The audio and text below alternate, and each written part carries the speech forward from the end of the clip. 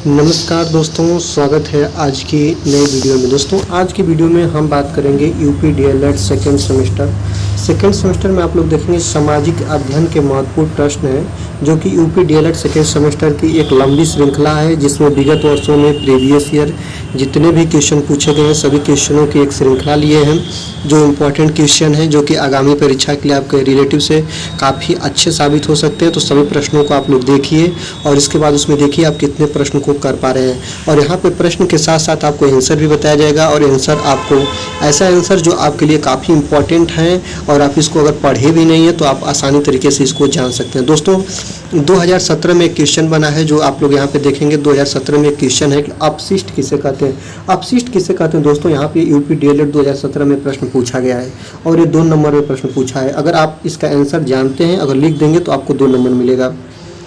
तो अपशिष्ट का मतलब होता है दोस्तों कचरा या खराब पदार्थ। अपशिष्ट का मतलब होता है कचरा, जैसे कि कोई कंपनी हो गई या कोई घर ही हो गया, तो घर में जितने भी कूड़े कचरे होते हैं या कंपनी का जो अवशेष होता है, जो कि उसका खराब सामान होते हैं, उनको अपशिष्ट बोला जाता है दोस्तों। जैसे यहाँ पर देखिए लिखा गया है कि फैक्ट्रियों तथा कारखानों से निकलने वाले व्यर्थ पदार्थ अपशिष्ट हैं, अतः उपभोग करने के पश्चात जो चीज़ें शेष बचती है उसको अपशिष्ट कहते हैं। जैसे आप मान लीजिए आप कहीं भी मार्केट गए हैं और मार्केट में आपने कुछ खाने के लिए कुछ चीज़ खरीदा, जैसे कि मान लीजिए आपने समोसा खरीदा, तो समोसा को जिस पात्र में दुकानदार देता है तो आप समोसा खा लेते हैं, और खाने के बाद इस पात्र को क्या करते हैं, फेंक देते हैं, कचड़े के बर्तन में डाल देते हैं।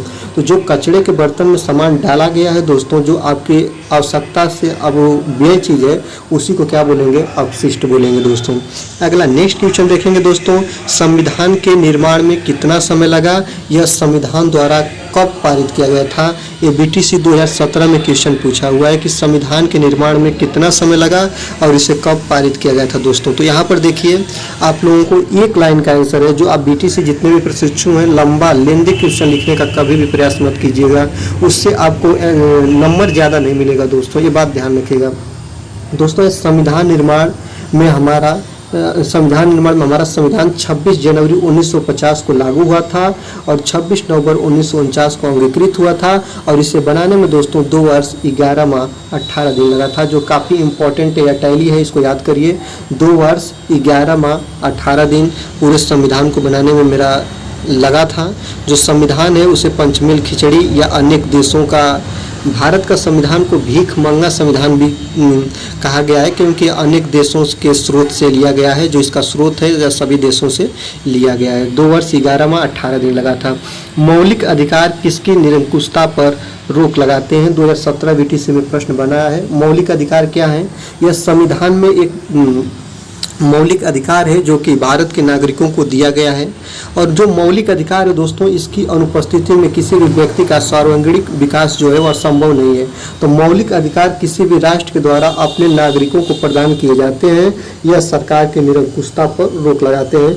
जो कि उसका मौलिक अधिकार है, कहाँ रहना है, कहाँ खाना है, उसमें आप किसी के रहने खाने में, उठने बैठने में, सोने में, आप उसके मतलब आप अपने अंदर से कुछ उसको परेशान नहीं कर सकते। उसका मौलिक अधिकार है, वह भारत में कहीं भी रह सकता है, कहीं भी घूम सकता है, वह स्वतंत्र होता है। उसको भारतीय संविधान द्वारा यह अधिकार प्राप्त है कि वह फ्री अवस्था में, फ्रीडम में, उसी को बोलते हैं मौलिक अधिकार, जिसके बारे में हम पीछे भी पढ़ेंगे। केवल यह श्रृंखला है, श्रृंखला में लेंदी चीज़ों को हम नहीं कवर करेंगे, बस यह कवर करेंगे कि मौलिक अधिकार किसकी निरंकुशता पर रोक लगाते हैं। तो मौलिक अधिकार किसी भी नागरिक के स्वतंत्रता में अगर कोई विरोध कर रहा है तो उस पर रोक लगाएंगे, और इसका जो प्रहरी है वो आपका न्यायालय है।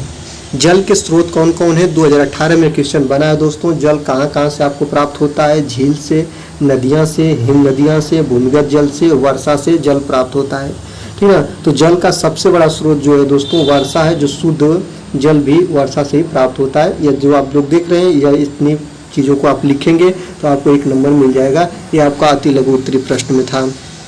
आगे देखिए, आप ये भी देखते रहिए कितने क्वेश्चन आपको आ रहे हैं दोस्तों।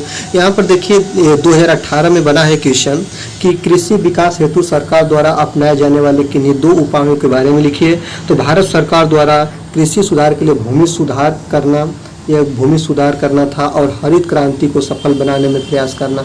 अगर ये दोनों चीज़ों पर आप हावी हो जाती है भारत सरकार, तो जो भारत का अर्थव्यवस्था है वह काफ़ी तेज़ी से ऊपर बढ़ेगा, क्योंकि भारत में ज़्यादातर लोग हैं 98% हैं जो कृषि पर आधारित हैं और केवल 2% लोग ही कृषि से ये दूरी रखते हैं या कृषि से नहीं या किसी रोजगार से संबंधित होते हैं। भारत का हर एक तनवा जो है वह कृषि पर आधारित है, ये बात ध्यान रखिएगा।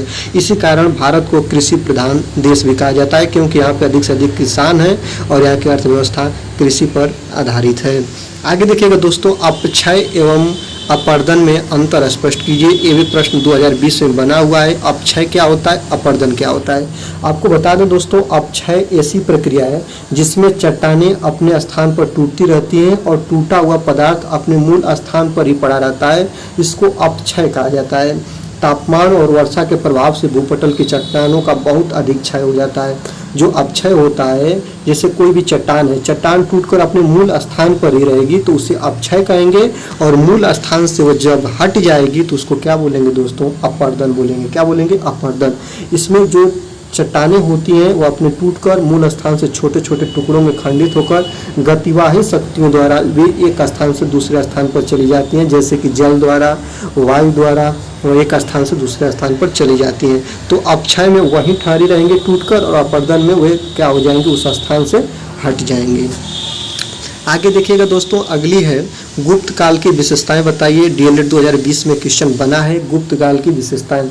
गुप्त काल की विशेषताएं क्या हैं? गुप्त काल की निम्न विशेषताएं हैं। गुप्त काल को स्वर्णिम काल भी कहा गया है और इस वंश में 14 राजाओं ने लगभग 250 वर्षों तक शासन किया, यह एक इसकी विशेषता है।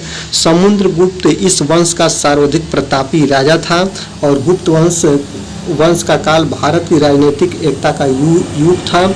इसी काल से राजनीतिक की शुरुआत हुई, इस बात को ध्यान रखेंगे, और इस काल में अभूतपूर्व शांति एवं सुव्यवस्था स्थापित हुई। ये इसकी विशेषताएं हैं और इस विशेषताओं को आप लोग याद रखेंगे।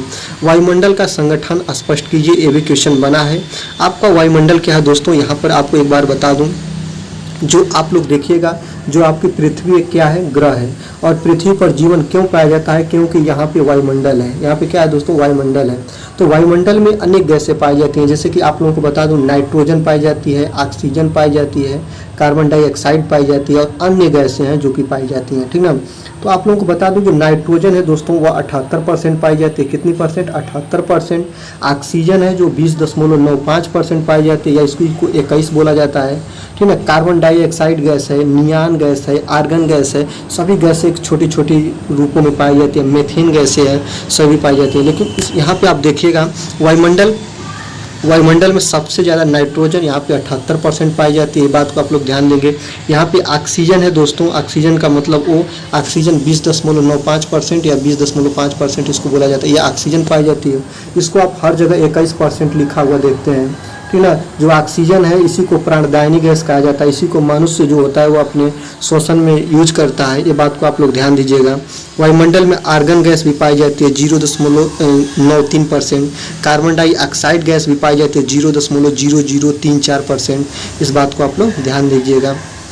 यहाँ पर देखिएगा ओजोन क्या है, ओजोन को O3 से दर्शाते हैं। वायुमंडल में इसकी मात्रा बहुत कम है। वायुमंडल की एक महत्वपूर्ण गैस होती है, यह सूर्य की पराबैंगनी किरणों को रोकती है, ये बात को आप लोग ध्यान दीजिएगा।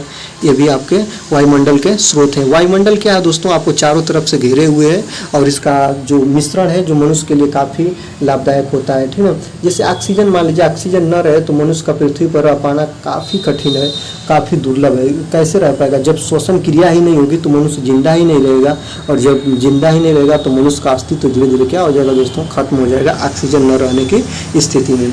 उत्तरी ध्रुव की खोज किसने किया था, इस पर टिप्पणी करना है। 2015 में क्वेश्चन पूछा था। उत्तरी ध्रुव पर पहुंचने का पहला सफल प्रयास रॉबर्ट पियरे ने किया था, और इससे पहले भी कई प्रयास हुए थे लेकिन वे सफल नहीं हुए थे। रॉबर्ट पियरे जो कि उत्तरी ध्रुव की खोज किया था, ये आपके लिए इम्पोर्टेंट है। आगे देखिएगा दोस्तों, शिवाजी के शासन प्रबंधन के विषय में लिखित 2015 में प्रश्न पूछा है। शिवाजी क्या थे, तो आपको बता दूं, शिवाजी एक कुशल सैनिक थे, योग्य सेनापति थे और लोकप्रिय शासक थे। शिवाजी अपनी योग्यता के आधार पर मराठों को संगठित किए तथा दक्षिण के राजनीतिक सूर्य के चलते अलग अलग मराठा राज्य की स्थापना की। जो शिवाजी थे वे काफ़ी कुशल सैनिक थे। इसका मतलब ये है दोस्तों कि वे अपने कुशलता के कारण धीरे धीरे अपने यहाँ से उपस्थित अन्य बाह्य आक्रमणकारियों को हटा दिए, और इसके जगह पे उन्होंने मराठा राज्य की स्थापना की। शिवाजी ने अपने राज्य की व्यवस्था हेतु 8 मंत्री नियुक्त किए थे और इन्हें अष्टप्रधान भी कहा जाता है।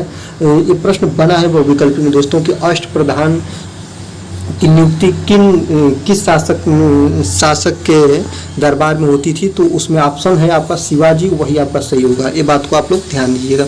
आगे देखिए दिया है कि साम्राज्य की सुरक्षा और विस्तार हेतु शिवाजी ने एक नियमित तथा अस्थायी अनुशासित सेना की व्यवस्था की, जिसे नगद वेतन दिया जाता था। जो शिवाजी के जितने भी राज दरबारी थे उनको वेतन भत्ते भी दिए जाते थे, जिसमें अष्ट दरबारी के नाम से भी इनके दरबार को जाना जाता था। और शिवाजी काफ़ी कुशल योग्य सैनिक थे और धीरे धीरे वे मराठा राज्य की स्थापना करने में सफल हुए। और शिवाजी के बारे में एक बात और बता दूं दोस्तों, शिवाजी छापामार युद्ध करने में काफ़ी अपनी महत्वपूर्ण भूमिका निभाते थे। अपने युद्ध का स्रोत वे छापामार युद्ध ही रखते थे। आगे देखिएगा पृथ्वी के अर्ध स्तर में कितनी परतें पाई जाती हैं दोस्तों। पृथ्वी के अर्ध स्तर में 3 परतें पाई जाती हैं।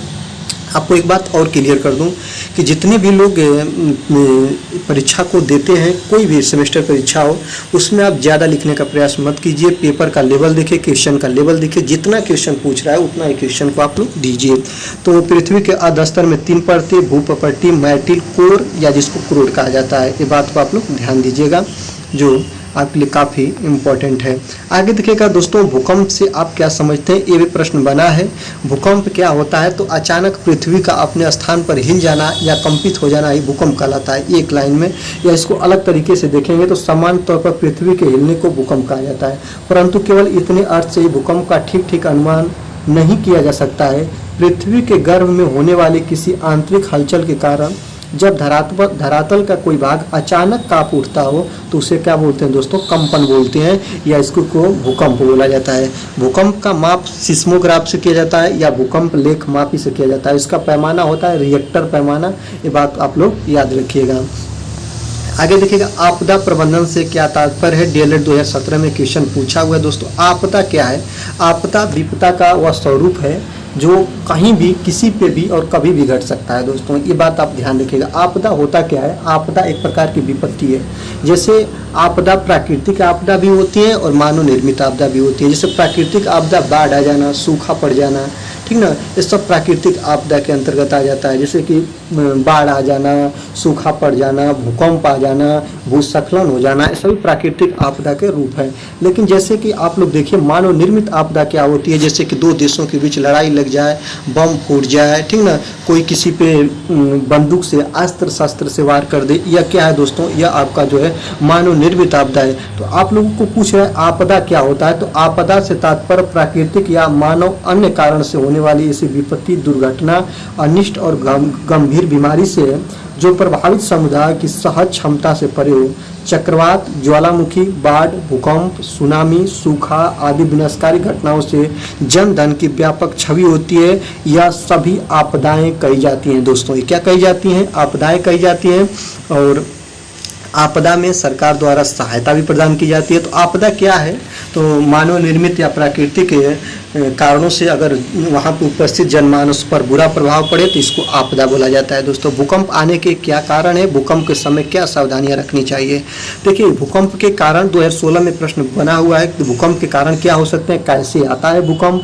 भूकंप भूपटल के कंपन के कारण आता है। जिस प्रकार किसी तालाब या नदी में पत्थर फेंकने पर पानी की लहरें सभी दिशाओं में फैलने लगती हैं, उसी प्रकार पृथ्वी के भीतर की चट्टानें जब हिलती हैं तो भूपटल पर कंपन पैदा होते हैं और जो चारों ओर फैलने लगते हैं। इस प्रकार चट्टानों के हिलने को ही क्या बोला जाता है दोस्तों, भूकंप बोला जाता है। आपको बता दें कि भूकंप जो होता है वह केवल भूपटल भाग में ही सीमित रहता है, परंतु संपूर्ण क्षेत्र को क्या कर देता है दोस्तों, हिला देता है। भूकंप के बचाव क्या है, भूकंप के समय क्या करें। भूकंप के बचाव ये है दोस्तों कि अगर आप किसी बिल्डिंग में है तो बिल्डिंग से दूरी चले जाइए। आपके घर में कुछ ऐसा सामान है जो कि लटक रहा है, भारी सामान, उसको हटा दीजिए। जो गैस है, गैस का रेगुलेटर आप ऑफ कर दीजिए।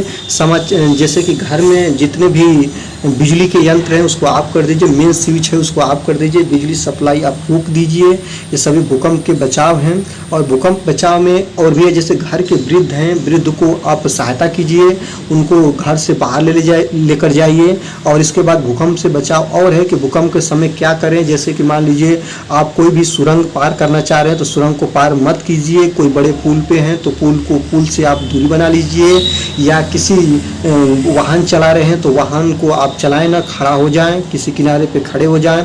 ये सभी चीज़ें भूकंप के समय सरकार द्वारा दी जाने वाली सलाहों का पालन कीजिए। ये सभी भूकंप बचाव के कुछ निम्नलिखित उपाय हैं, ठीक है। इस बात को आप लोग ध्यान दीजिए। भूकंप के बचाव में जैसे कि कुछ इमारतें होती हैं, उस इमारतों को आप लोग भूकंप लेखी इमारत, जैसे बीम इमारत ऐसे कहते हैं, ऐसे चीज़ों को इसमें बचाव करना चाहिए। ये भूकंप के बचाव हैं।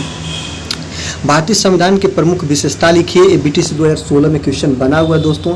आपको बता दें भारतीय संविधान की प्रमुख विशेषता, भारतीय संविधान 2 वर्ष 11 माह 18 दिन में बनकर तैयार हो गया और 26 जनवरी 1950 से लागू हो गया। आपको बता दें जब भारतीय संविधान बना तो इसमें 395 अनुच्छेद, 22 भाग और 8 अनुसूचियाँ थी, लेकिन वर्तमान में ये 12 अनुसूचियाँ में परिवर्तित हो गया है।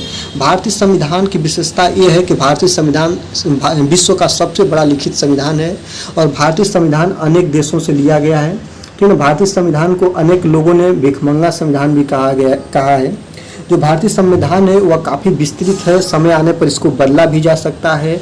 भारतीय संविधान के रूप में अगर आप लोग और भी देखेंगे तो भारतीय संविधान में इसकी इम्पोर्टेंट जो चीज़ें हैं कि भारतीय संविधान की विशेषता में आप लोग देखेंगे तो भारतीय संविधान लिखित संविधान है, विश्व का सबसे बड़ा संविधान है और यह सभी देशों से लिया गया संविधान है। समय समय पर इस संविधान में संशोधन भी किया जा सकता है। भारतीय संविधान के अंतर्गत ही भारत में जितने भी लोकतंत्रात्मक व्यवस्थाएं हैं उसका निर्वहन किया जाएगा। ये सभी संविधान के विशेषताएँ हैं, इस बात को आप लोग ध्यान दीजिए। सबसे इम्पोर्टेंट और काफ़ी लॉजिक वाला क्वेश्चन जो कि आपके सामने स्क्रीन पे है, अच्छे नागरिकों के 4 गुणों का वर्णन कीजिए। अच्छे नागरिकों के 4 गुणों का वर्णन जो कि 2016 में क्वेश्चन बना है।